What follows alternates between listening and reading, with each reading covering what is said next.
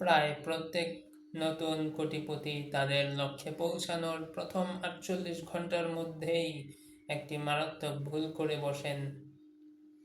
তারা অ্যাড্রেনালিনের তীব্র প্রবাহ অনুভব করেন, বছরের পর বছর ধরে করা কঠোর পরিশ্রমের স্বীকৃতি পান এবং মুখ খোলেন। তারা সবার জন্য পানীয়ের ব্যবস্থা করেন। তারা কোনো বন্ধুর কাছে বিনিয়োগ থেকে পাওয়া বিশাল লাভের কথা ক্যাজুয়ালি উল্লেখ করেন।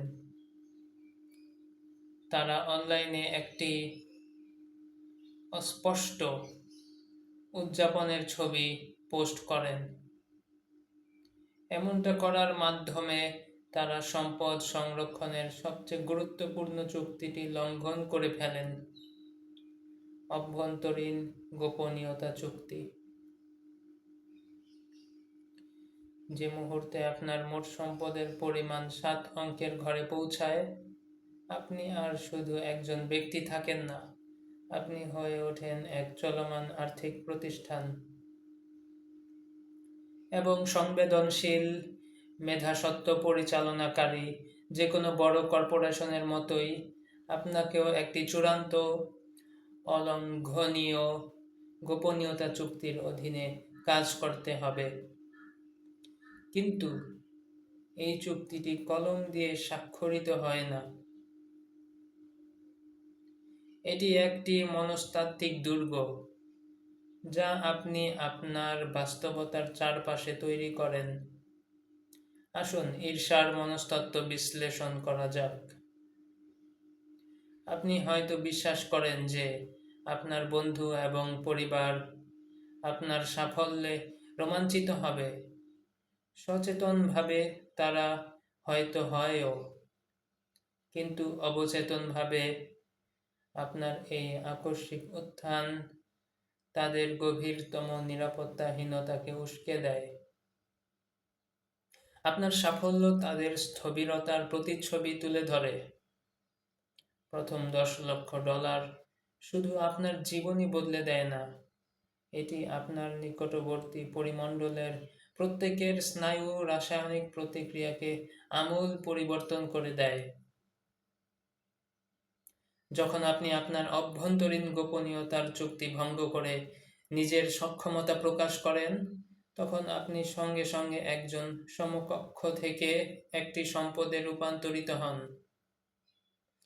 যারা বছরের পর বছর আপনার কথা বলেনি, তারাও হঠাৎ করে ছদ্মবেশী দাতব্য অনুরোধ হিসেবে বিনিয়োগের সুযোগ নিয়ে হাজির হবে। আত্মীয় স্বজনদের মধ্যে হঠাৎ করে রহস্যময় আর্থিক সংকট দেখা যাবে।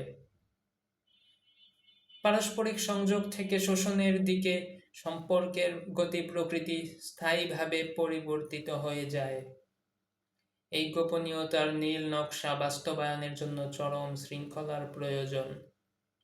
প্রথমত, আপনার অস্তিত্বকে বিভিন্ন ভাগে ভাগ করুন। আপনার পরিচিত মহলের কাছে আপনি যে ব্যক্তিত্ব তুলে ধরেন তা অবশ্যই আর্থিকভাবে সাধারণ থাকতে হবে। আপনি কর নিয়ে অভিযোগ করুন।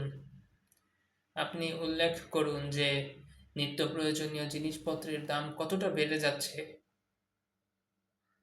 আপনি সংগ্রামরত মধ্যবিত্তের ছদ্মবেশ বজায় রাখেন। দ্বিতীয়ত, আপনি ঘটনাকে অন্যদিকে ঘুরিয়ে দেওয়ার কৌশল অনুশীলন করেন।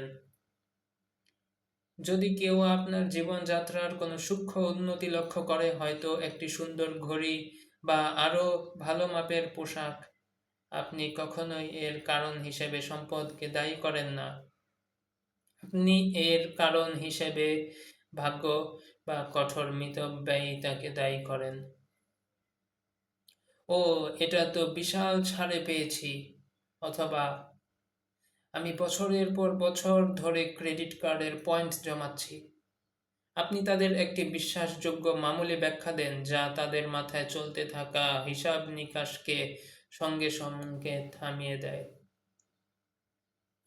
এটা বুঝুন যে সম্পূর্ণ নীরবতা মানে আপনার প্রিয়জনদের সাথে প্রতারণা নয়। এর মানে হলো, যখন আপনি আপনার সাম্রাজ্য গড়ে তুলছেন, তখন তার ভিত্তি রক্ষা করা।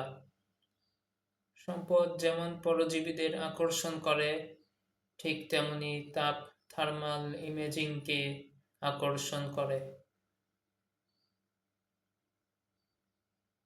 এনডিএ ব্লুপ্রিন্ট প্রয়োগ করার মাধ্যমে আপনি নিজেকে সেই সব আবেগিক ও আর্থিক ভ্যাম্পায়ারদের কাছে অদৃশ্য করে তোলেন যারা নব্যধনীদের শোষণ করে।